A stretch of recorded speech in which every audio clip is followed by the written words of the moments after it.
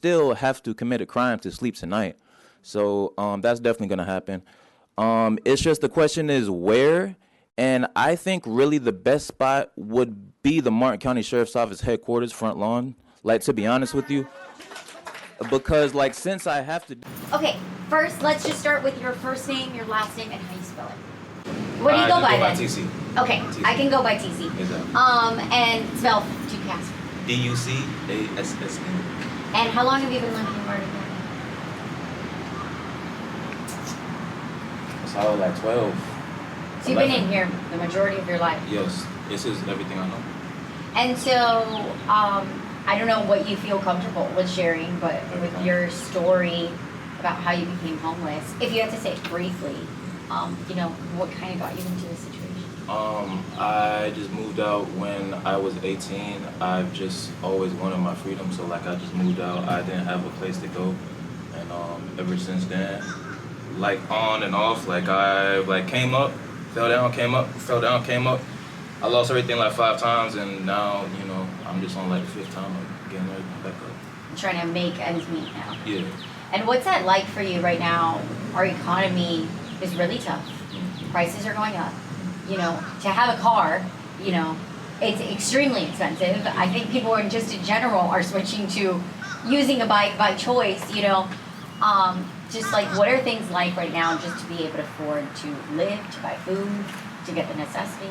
What is that like for you?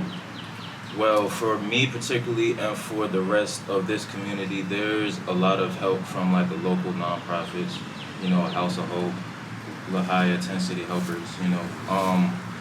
So I'm kind of unaffected by all of that. It's just the main thing is housing. Like, I'm never gonna be hungry because I can dive in a dumpster, I can do whatever, I'm gonna survive. But at the end of the day, it's just housing. It's really just the main thing. How hard is that for you to get housing? I mean, we gotta talk about first, last security. We gotta talk about background checks. I'm a felon. We gotta talk about like just securing the money, which the money isn't, like I have some money stacked up. It's just that if I just get like a hotel room and just like blow the whole 5,000, then it's 5,000 gone, you know what I'm saying? So like I gotta be like strategic and like park my money in the right places that is gonna multiply. So that's what I'm working on now. It's trying to make sure that you're handling your finances properly. Yeah, so. To be able to, and what are you doing, what phase are you in right now? Are you trying to save up to buy housing or to rent, or what are you doing right now? What phase are you in your period of time? I am saving for a vending machine to start a vending machine business. I would love to buy some land. That's the ultimate goal, is buying some land. But as of right now, I got 2 kids. Well, I got 1 and a half. I got a baby mom, so I got, you know, 4 people that like I need a house. So as quick as we can get that done, if that's renting, however it happens.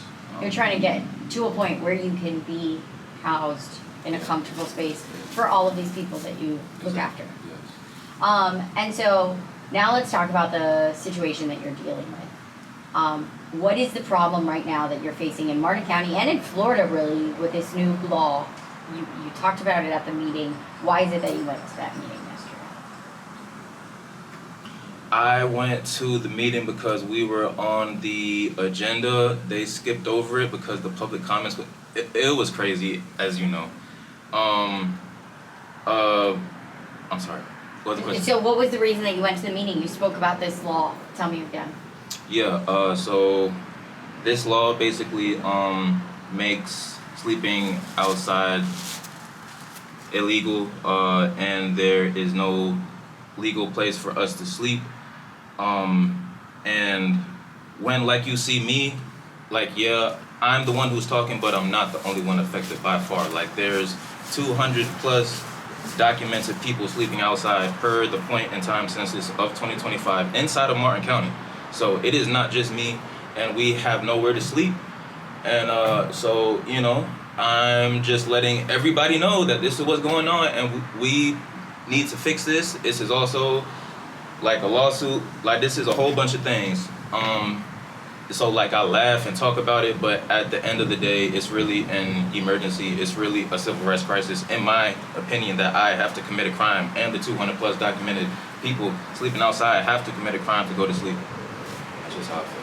And you were talking about how important sleep is and getting your rest is to be able to kind of make money the next day and kind of do what you need to do to stay afloat and get back on your feet. Tell me that again. I know you spoke about it in the presentation, but tell me a little bit about that.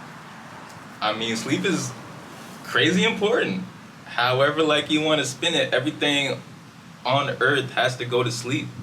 We all need rest, and this is like common between all humans, all life on earth. So this is a glaring need that's being overlooked and has been overlooked since late 2024, and nobody has. It's just crazy to me, to be honest with you. How does it make you feel that it's taken so long for Martin County? Frustrated. Very frustrated. Do you feel not recognized or? Not recognized, not respected. To be honest, slightly disrespected. Why? Because what am I supposed to do? If I don't go to sleep, I die. Do they want me to die? Do they want, like what's the logic behind this? Like, behind no shelter, behind no designated area, like, what is the logic behind it? What am I supposed to do? What's expected? How hard has it made you to function with this law in place? I mean, me, if I gotta break the law to survive, I'm gonna do it. So that's just what it is. So it hasn't really affected me, but if I wanted to stay inside of the law, then it would be literally impossible. Do you feel like you have no choice but to break the law today? I have no choice, yeah, literally. And then yesterday, you gave really impactful sound, and you spoke very impactfully in front of the commission just about the reality of the situation. If you want to sleep tonight, you're going to have to break the law, and it's a fact. Tell me a little bit about, you can tell me that again, but kind of just explain why it was so important for you to tell that to the commission directly. Well, until we have a legal place to sleep, I'm going to be there every meeting, and I'm going to be speaking my mind. And yes, I have to commit a crime, and I will again and again and again and again and again and again. And that's just the simple fact of it. And it's like, yes, it's just a trespassing, but if that's the case, then where is the line drawn between the crimes that's okay to break and the crimes that's not okay to break? Is it okay for me to hurt somebody? Is it okay for me to take something? Like, what's okay, what's not okay? I thought the law was the law for everybody universally. You know what I'm saying? So I don't know if that answers your question. Yeah, and then, how long have you been going to these meetings, and what finally made you start? How many weeks has it been? It's been 3 weeks now, consecutive. A friend told me about, I didn't even really know, to be honest. I'm not that hip to the civic side of things, but now I'm starting to understand, and it's cool, the meetings and stuff, and the commissioners, and it's great. So Are you hoping, what are you hoping comes out of you speaking at these meetings?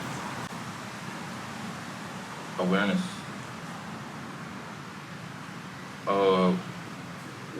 And the first time was because I have this lawsuit, right, against Martin County, against the Martin County Sheriff's Office, and a particular sergeant from the Martin County Sheriff's Office. His name is, I ain't even gonna say his name.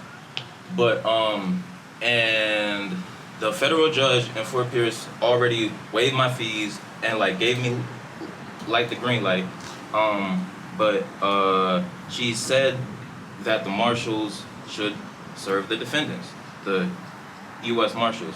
It's been 70 plus days. They still haven't served it. I feel like they're not taking me seriously, they're not taking this situation seriously. So I went to the meeting at first to let them know that this is happening since like they're, you know, just dragging their feet like the marshals are.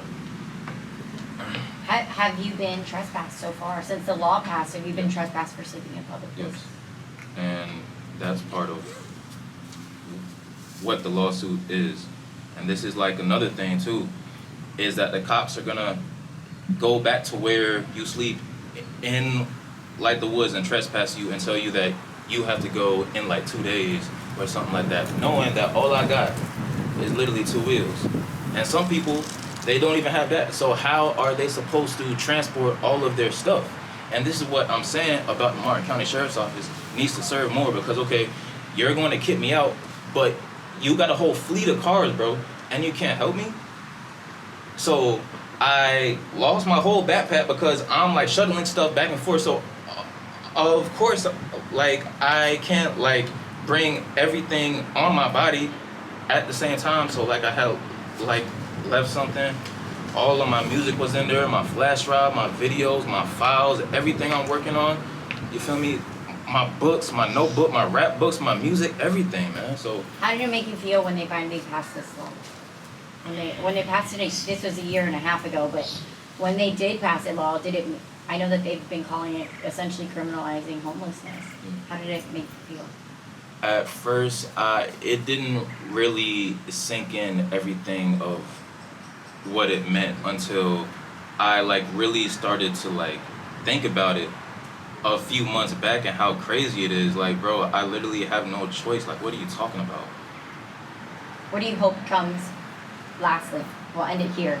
What do you hope comes of this situation and you showing up at these meetings consecutively? I mean, you got my attention. You've been showing up for weeks. What is it? You said 3 meetings now, right? Like 3 meetings. So what do you hope comes of you showing up consecutively and speaking to the commission directly as a resident of this community, longtime resident? What are you hoping comes of this? A shelter or a designated camping area, like basically just a legal place for us to sleep. And also an amendment to House Bill 1365 and the statutes that it turned into to like specify that the county or the city has to put up a shelter or designated camping area, or the whole thing is just bogus. It's not making a difference in your opinion, unless it has that clause. Yes, and I also need to get paid back for my losses, but that's secondary to really just righting the situation and making things. Is there anything else, Jeremy, that you could think of? I kind of got a little bit about your backstory, which I wanted to get in there. How long you've been in the county, why you started showing up to the meetings, what the issue is. I think that pretty much hit it. Is there anything that you think is interesting that we didn't touch on? My mixtape just dropped 2 days ago. It's called I Am Earth. It is on my website, TopCatDaSuperVillain.com, TopCatDaSuperVillain. I collaborated with the whole of nature. I got raccoons on the tracks, I got sandhill cranes on the track, and I'm the greatest artist of this generation, point blank period. My heart on my sleeve, my truth bleed on the beat for the whole world to see. I wear my heart on my sleeve. Feel free to judge me, cause the judge can't judge me. I wear my heart on my sleeve. My truth bleed on the beat. Ay. What I'm supposed to do, it depends on me, not